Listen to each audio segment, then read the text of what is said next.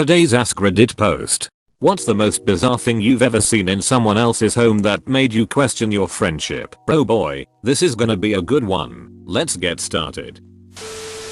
Friend of mine ended up in the hospital and he called me panicking because his parents were on the way to come take care of him for a few weeks until he was back on his feet, and he needed me to swing by his house and clean up before they got there. He was crying and hyperventilating, begging me to not judge him and to not tell anyone about what I would find.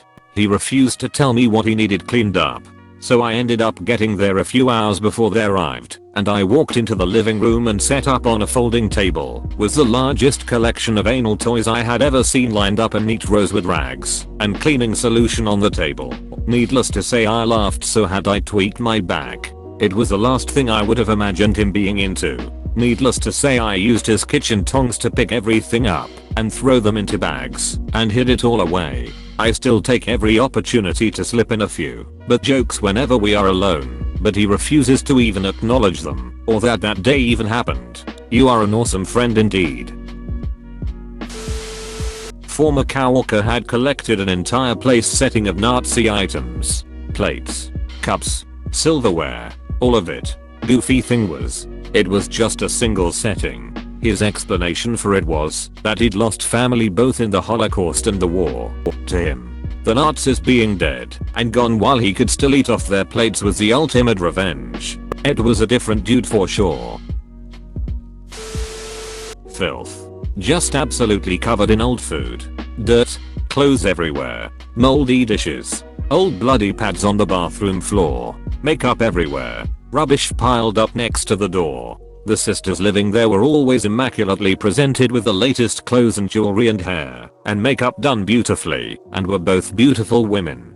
I was just so confused that it didn't translate to their homes. They also got raided for drugs and were sugar babies. Not sure if it all ties in together, but I'm sure it does somehow. 2 dead gerbils in a cage in her dorm. My ex-friend left for 2 weeks in spring break. Her roommate decided to leave as well after telling her he'd be there to care for their pets. I went to hang out with her days after we all got back from break, and they had done nothing. They were just living with dead animals in their living room. I left and never went back. That is infuriating. Leaving a defenseless animal to starve to death and then leaving the bodies out. I hope both of them get what they deserve down the line. Also gross. That's just rotting flesh in their lounge. Yuck. Hubby and I moved into a new home in Florida years ago. The next door neighbor was a recluse. No one saw her ever. Our first Thanksgiving I decided to see what the deal was with her. So I loaded up a basket of homemade blueberry muffins and knocked on her door. She was a sweet old lady of 90, warmly thanked me and invited me in. Her house was dark, neat, quiet until I walked down the hall. She was giving me a tour, and in one side room there was a large computer and 6 huge monitors, all running. Turns out she was a computer programming genius. She traded stocks from all over the world and closely monitored overseas markets. It was wild. I stayed for tea and found out she had graduated from our club back in the 60s as one of the first female programmers. She was so incredibly smart. I also discovered she knew our Wi-Fi password and advised me to make it stronger and change it from time to time. She died 4 years later, but I will never forget Jackie. A man, whom I later found out was schizophrenic, had 3 6-foot pythons in his home. He had a special place for them in the basement, but he let them roam free, with guests around. I had to use the restroom and couldn't go because one of the pythons was wrapped around the toilet. Needless to say, I left right after that and never returned. I used to work at a pet clinic and love all animals. One of my coworkers invites me over to the apartment she shares with her boyfriend. Boyfriend had a large 8-foot python that roamed free. Everything was cool until I was advised to move because the python seemed to be stalking me. 2 girls and their mom moved in across the street. After about a year hanging out and small talk, I finally got an invite to come inside. The entire house was packed floor to ceiling trash so dense they had to make hallways through it. They were hoarders before we knew what the term was. Impressive that they filled the house up that quickly. I always figured hoarder houses like that took years to accumulate all the junk. We surmised they actually paid to move a lot of its stacks of old magazine and newspapers bundled up like hay bales up to the ceiling. If a pile of it ever fell on you, you could be crushed. Went to a friend's place to hang out, and the entire interior was coated in dust/ash. He smoked a lot, and all edges throughout the place were filthy with mounds of dog hair and dog poop. How a human can live in that filth is beyond me, much less inviting someone over and not thinking twice about it. I once went to a coworker's house after a team event as we were basically looking for a place to carry on partying after the bar closed. The entire team went, including supervisors, as we were out as a group. Very prim and proper at work. Everyone assumes she is a Christian church goer. Her entire apartment was decked out as a BDSM dungeon. Not just a room. The entire apartment. Turns out she was heavily into BDSM and kink and had a side hustle as a high-class hooker hosting intercourse parties. She only kept her office job during the day as a cover story for Avenue Canada. So did the party continue at her house. My friend and his siblings would just litter on the floor of their house, eat a snack, throw the wrapper on the floor. His dad also surfed porn while we were in the room. Random belongings from my bedroom that I did not gift her. My sister did this to me. Went to visit her and saw a miniature baby room that my mill made for my daughter when she was born. We had moved into a new house a few years before, and I thought the box it was in had been lost in the move. I asked her what it was doing in her house. She lied and said I gave it to her. I would never have given this item to her as it is a heirloom from her grandmother.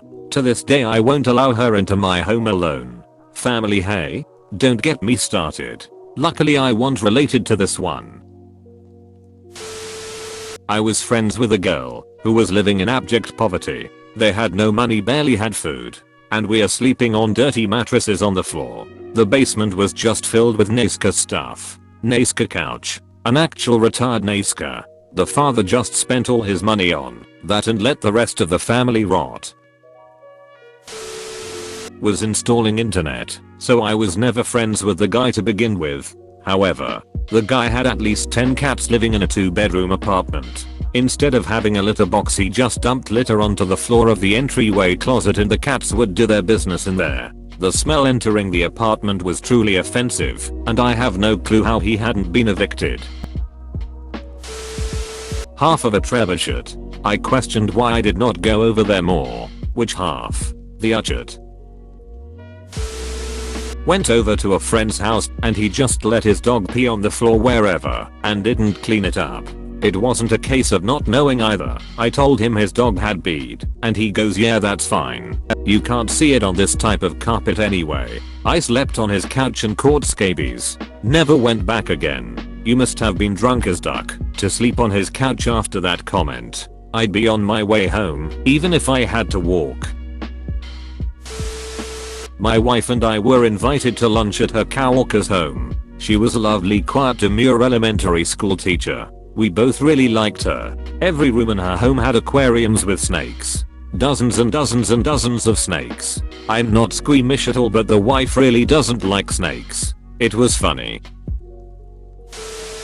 When I was in the Navy in the 90s, the internet was brand new. One of my shipmates invited me over for a beer one night, so I went. He booted up his computer and wanted to show me what the internet was, since I'd only heard about it. First thing he showed me was a video of a pig ducking a woman. We weren't buddies after that. I'm screaming. I always wondered how people reacted when they first discovered the internet. At least now I know. All of us clicked the sketchy links every once in a while. Most of us closed the window immediately and repressed the memories. Then there's this guy.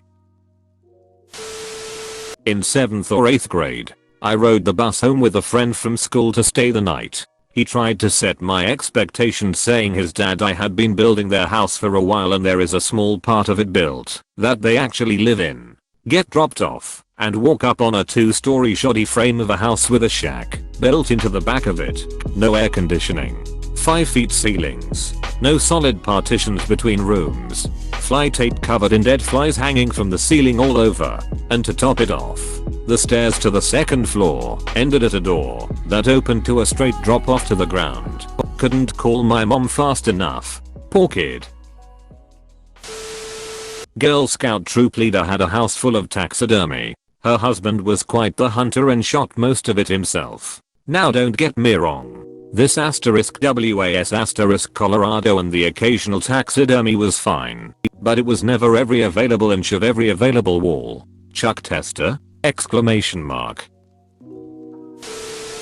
Went to a New Year's Eve party at an old high school friend's place that I had recently reconnected with back in like 2013 or so. When it got close to the ball drop he herded us all outside for what I thought was a bonfire or fireworks. Now, they had a full-size effigy of Obama that they set fire to. What the duck? I love Obama so much that I want his image seen from space. Mountain Dew bottles full of piss. Fella I once worked with had milk jugs full of piss. Black mold covering entire walls. Bed bugs. Hoarding so bad you couldn't see the floor. Oh wait. Silly me. That was my parents' house. Equals. Glad I moved the duck out. I'm so sorry you had to deal with that. It's not bizarre, but gross. I let my oldest go to a friend's house for a play date. We had hung out with a family before, but had never been to their house. When I went to pick her up, the house was so dirty, my shoe stuck to the floor of the kitchen. Sounded like Velcro every time I took a step. Cat litter all over the place. Cat hair everywhere. The smell of cat pee was awful. And they were walking around barefoot like nothing was wrong. They offered me a can of homemade pickles that had a layer of cat hair on the lid. Safe to say she never went back. And we stopped hanging around them. Oh. And the pickles went right to the trash when I got home. Dated this girl in high school on and off senior year. We were hanging at her house in the living room, and I was sitting on the floor with my back to her couch. I set my hand down, and next to me and it kind of went under the couch, and grazed something hard. Figured it was a dog toy, and reached to retrieve it. My hand wraps perfectly around the grip of an AR-15. Come to find out, that her dad apparently had over 100 guns of various kinds all over the house. Poop splattered bathroom. Animal poop and piss just all over the floor. I mean all over the floor. Working M's. This is incredibly common. Not question our friendship, but my coworker and I went to her apartment during a work break for lunch and she forgot to put away her butt plug and vibrator before she left for work that day. Old man living above the contracting business had me cleaning his little apartment every weekend. There was a collection of wadded up hair. A hair pie, if you will. Above his TV. A hair pie, if you will. I absolutely will not. That is perhaps the worst way you could have said that. A hair brooch that undoubtedly belonged to my sister. I know it was the same one because a piece fell off and was glued back, so it was easily recognizable. She tried making up a story about how it broke, and I just nodded and left. I didn't even care about the brooch, but I couldn't fathom why a friend would steal from me and not even try to hide it. That was it for our friendship. Friend of a friend back in high school. His house was in rural area. Parents were hoarders, and they kept pet wolves caged up outside. The wolves were legit wild and climbing up and down cage areas as we walked by. WTF. Sounds like a miserable life for a wolf. Not seen, but it smelled like pickles. All the time. Like. Specifically pickles or just vinegar. All over the house or just the kitchen. Maybe they cleaned with vinegar. That's my only guess, because I love pickles. And I can't imagine how many you'd need, or what you'd have to do with them to have a persistent smell of them. A neighbor invited me for coffee when I locked myself out once. There were pictures of his ex everywhere, I'm not kidding. He had mugs with her face, pillows with her face in the couch, several framed pictures in every room. They broke up a year ago. This creeped me out. I later found out she had filed a restraining order against him. 3 live laugh love signs. My childhood friend allowed her dogs to piss all over the floor in the upstairs game room area where we were all sleeping. Her house always smelled a little off, and one time I fell upstairs and I landed in a puddle of her dog's piss on the carpet. Belly button on lampshade. Excuse me? To large penises in the dining room. Not my friend, but my uncle and his girlfriend. They're in their 50s, in their 100-year-old house. She apparently went to Mexico and collected a couple of penis sculptures that were basically just very large dildos that were propped, tipped to the ceiling, up high on shelves in the dining room. One was wooden and the other dark blue glass. My husband and I shared a look when we saw them, and uncle's girlfriend goes, "What? What do you collect?" And I don't even know how we replied to that. It wasn't even the weirdest thing that happened when we stayed the night there. I swear the whole time was just one weird ass fever dream. Nazi poop, like entire walls and display cabinets full of it. Flags, guns, knives, propaganda posters. Nazi meets hoarder type of situation. There were zero signs of any racism or hate, so it came as a huge shock. They said they collected WWI memorabilia and wanted to make sure nobody ever forgets, but it still felt weird as hell, even though their family that I met years prior was definitely Jewish. I had a friend I grew up with, and he had a Nazi flag in his living room. He collected old knives with swastikas on it too, and was proud that a great uncle of his was in the SS. It was especially ducked up since my mom is Jewish, and he knew that. He reached out a few years ago to reconnect, and I didn't respond. I wonder why. Exclamation mark, exclamation mark, exclamation mark. In my 20s, I started dating this woman from Nebraska. I went to get something out of her dresser drawer, and it was lined with an actual Nazi flag. She claimed her adopted father fought in WWII, and he got it off a dead soldier. I somehow always forget about the state of Nebraska. One time my friend's mom had cotton and black African statues as decor. I've seen this more than once. Just seems like a lot of other decor options besides this one. One time my friend's mom had cotton and black African statues as decor. I had a dumb friend who was gifted one of those statues and didn't know it was racist. It was just sitting in the corner of her den one day. We had to Google it to prove it to her, and she still had a hard time understanding. They had 2 inches of cat hair around the circumference of the room including bathroom. Hardwood floor / tileless, not carpet. I read the circumference like someone trying to spit out a mouthful of pet hair, and it just made this funnier. I remember once back when I was 13. I had a best friend who I spent most of my after school days together riding bikes around town. One time we were at his place and his mother tells us, "Guys, get ready because we are going to the beach." So I ran to my house to ask for permission to my parents and to get ready. It took me like 20 minutes and I went back to my friend's house. They were gone. The mother waited for me to leave for them to go to the beach. I never spoke to him again, and the 2 or 3 times we saw each other after that, it was really awkward. I worked with someone who was really nice, and we had hung out several times over a few years. She got engaged and her fiancé moved into a new house. I visited her new place, and she was telling me her proposal story. Her fiancé proposed with the ring on a Hummel type sad hobo clown figurines. I had thought she was joking, but when it became clear that she wasn't, I had questioned if that was romantic. I'm not scared of clowns, but I don't love them either. To me, a clown proposal would have been super creepy. Apparently she had been over the moon about it. Wait, do you not know that I collect clowns? I had, in fact, not known this. She then asked me if I wanted to see her clown room. She had her guest bedroom set up as a room she was able to display her whole collection in. So many clowns. Small clowns. Large clowns. Clowns on glass shelves, all the better to stab you with. Porcelain clowns. Stuffed clowns. Clowns painted on mirrors. Happy clowns and sad clowns. There was even that clown from Poltergeist. It wasn't a conscious decision. But not only did I never go back to her house, but we never hung out again. Upside down pineapple lamp. Bad taxidermy. Bro, you actually watched the whole video. I'd give you a high five if I was a human. Make sure to click the like button and subscribe for more great content. See you next time.